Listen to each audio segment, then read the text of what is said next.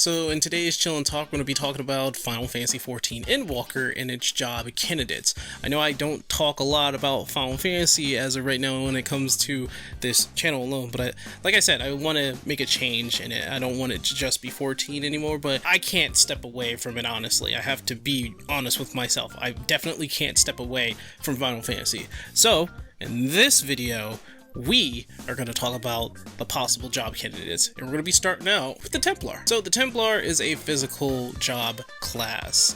They more or less use weapons, sometimes they use shields, and they're basically another melee DPS. I think I've seen one in Ivalice, which means that it's in Final Fantasy Tactics somewhere, and also apparently it's in Bravely Default Inlayer.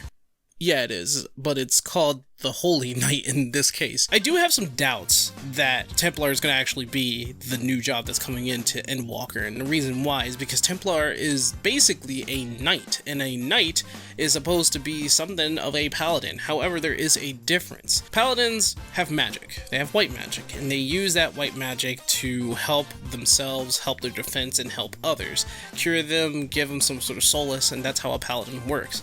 Knights are purely defensive physical. That's all they are. They're defense physical classes that do some damage, and they're actually pretty good if you use them in any game that they debut in. In some certain stances, they are just very defensive, and some other, they're very powerful depending on what kind of weapon or equipment that you give them. In Final Fantasy Explorers, which is a game that I haven't fully played and I can't play it unfortunately now because I think either the servers or the internet for that game is like defunct, or not a lot of people are playing that anymore. But Knight was also in there, and it was an incredibly defensive class for which you were really hard to knock down. So I do base a lot of Templar off of Knight, and seeing how Knight is more or less a tank, I don't think Templar will be the physical DPS that we're looking for in Endwalker, but there is a chance. Now, they could totally change everything up.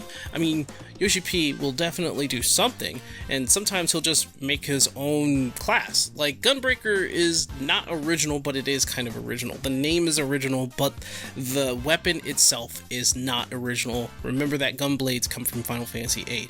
Templar does come from somewhere, but they are more like Knights, or a defensive class, rather than being just a melee DPS. In fact, I don't think they were ever really a melee DPS, since there were a lot more options in whatever game they were in. Hi, Syncweaver from the future, here to let you guys know that Syncweaver from the past forgot to tell you a very important piece of information, and that is Templars also use magic. They use it to buff their stats, whether it be attack or defense. They get more powerful once they use their magic. I just forgot to mention it, and I do apologize for that. Anyway, back to the video. We can say that the Templar may be in Endwalker, but I doubt it, and there are a lot of people saying that, yeah, it's probably that.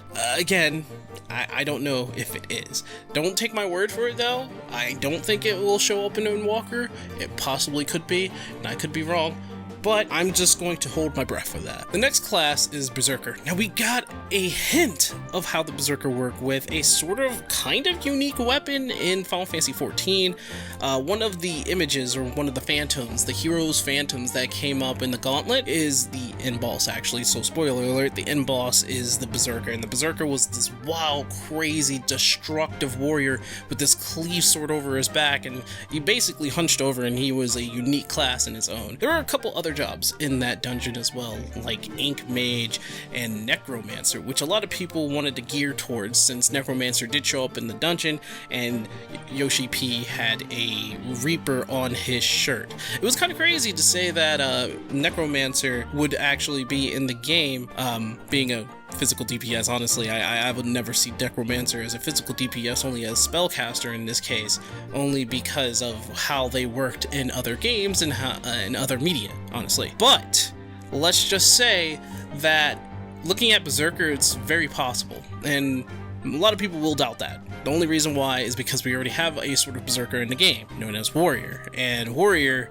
due to their lore and their story, they go crazy or they bring out the inner beast in order to defeat their foes. So it isn't likely that Berserker will be an Endwalker. In fact, I would say that that'll probably be a job that they'll leave out, and if they do, it would have to be related to the warrior in some form or fashion, and I doubt they want to go that route, since they're like doing away with like personal job stories in the first place. It would have taken a lot of time to sew their story together. Maybe just like a little event, maybe have like a up to like 10 levels of what the Berserker actually is, their story and everything. Maybe they could do that. Or I said warrior, right? No, I said Berserker. Sorry, I'm mixing myself up. See, this is the confusion. This is the reason why I don't think Berserker is going to be in the game, but it is a possibility. The only thing that's keeping it out is warrior, because of its traits and how it acts and its story and its abilities. So Berserker is a candidate, but again, I don't think it's going to show up. It's kind of related to the warrior. But hey. Now, I think this will be the last one I want to talk about, and this is Beastmaster. When a lot of people think about Beastmaster, they think about their taming ability from Final Fantasy XI or another game, where they can control or tame a beast, and they bring them under their control, capture them, use them for later, sacrifice them, gain their abilities, something to that nature. But if I were to say Beastmasters is a lot more than you think they are, I believe when they pertain that to Final Fantasy Explorers, Beastmasters are just really powerful, though slow, warriors with a giant axe. I know, I'm stepping into the territory of like, wait, the warrior has a giant axe. Of course, the Beastmaster can use another weapon. They could use a giant club, they could use a whip, they could use any other weapon, honestly. Beastmasters don't have to use giant big old weapons, though they are portrayed to either have a whip or a giant axe. And in Explorers, they have a giant axe. They're slow but powerful, and they know how to take on beasties, which was one of their advantages in Explorers, which is kind of cool. In 11, Beastmasters tamed beasts, and they were able to use them to basically take out their enemies or fight their battles, and they would fight alongside the Beastmasters, and they would have unique abilities alongside those beasts or monsters, and it only regulated to beasts, so you can't just control a beastman. That was not possible. Any monster that was simple in nature, worked instinctively, you could definitely use as a Beastmaster. Now, I honestly think it could be Beastmaster, only because we don't have anything like that in the game. We don't have many pet classes neither. It'll be kind of interesting to see you tame a beast, maybe maybe a dragon, maybe a wyvern, maybe a giant toad, maybe a Marlboro, maybe a behemoth. You know, all these monsters in here that we get to use, maybe you can tame them, capture them, some sort of unique mechanic that allows you to use a beast and have a big old weapon to fight alongside the beast with. So a pet class like that, I think that would be very interesting, especially since Beastmasters in history, when it comes to the series, were very powerful if you knew how to use them. Now, this is a bit of a bonus, and I don't know where this came from. Some people were thinking it would be a time mage. Now, a physical DPS time mage would be interesting to see, but I doubt that. I'm going to say that time mages, as their name implies, means that they would be magical, so we're going to hit that out the way. Geomancers, sadly, definitely not going to be in it this time. Maybe in the future, so goodbye Geomancers. All that I can think of left would probably be an original class. An original class with an original weapon that we haven't seen before. Maybe dual axes, maybe something to that nature. I mean, I could say Viking, but I don't know. I would say Viking. Viking does seem very plausible. A lot of people, again, they're gearing towards Templar or Necromancer, but I think Viking has a good chance of showing up as well. They're not like enraged beast type berserkers or warriors. They're more or less just loud and rowdy, and all they know how to do is swing their weapons. Of course, they have techniques and stuff. The technique to slaughter, if you know your history of Vikings, but Vikings did show up in Final Fantasy. They were pretty much the provocators, as in they provoked. So I don't know if they'll end up as a physical DPS, where a tank is very plausible for them to be in when it comes to 14 as well.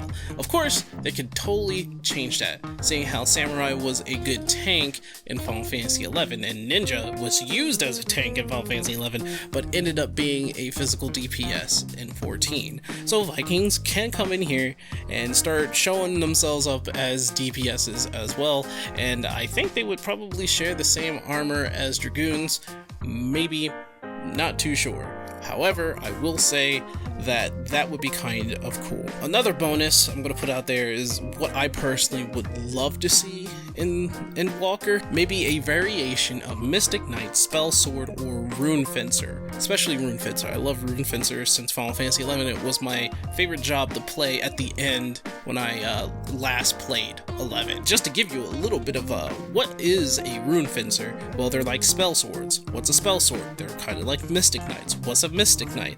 So, these three classes have something in common. They imbue magic in their weapons, and the element that they imbue in their weapons took effect, and whenever they attacked, they not only got hit by the weapon, but also the element, which was something unique between all three of them. They got to use elemental attacks along with physical weapons. You can see how powerful they were, especially with Rune Knights. They use runes, which was, I mean, it's the same thing. It's the same thing. They just imbued a rune, and they can like stack the runes up on the weapon, sure, so that made them just slightly more powerful. But the spell sword was like, my sword's on fire, I'm gonna hit you, or bam, zap, my sword is now flowing with electricity, even though it's made of metal, and I'm going to hit you with it. And the Mystic Knight was the same thing. I think Mystic Knight had a little bit more, but I'm pretty sure it was the same thing. Not 100% on that. Yeah, no. So what do you guys think? Do you think Templar is going to show up? Maybe a Berserker? Maybe a Viking? Maybe a Necromancer? What job do you think is going to show up? I know I've asked this question before to you guys, but I'm asking it again. So, with that being said, thanks for watching. Stay positive. Don't forget to subscribe and hit the bell, because some of you guys are not getting my videos, and I'm thinking it's either the bell or YouTube. I'm not too sure. Anyway, thanks a lot, guys. I'll see you later. Bye.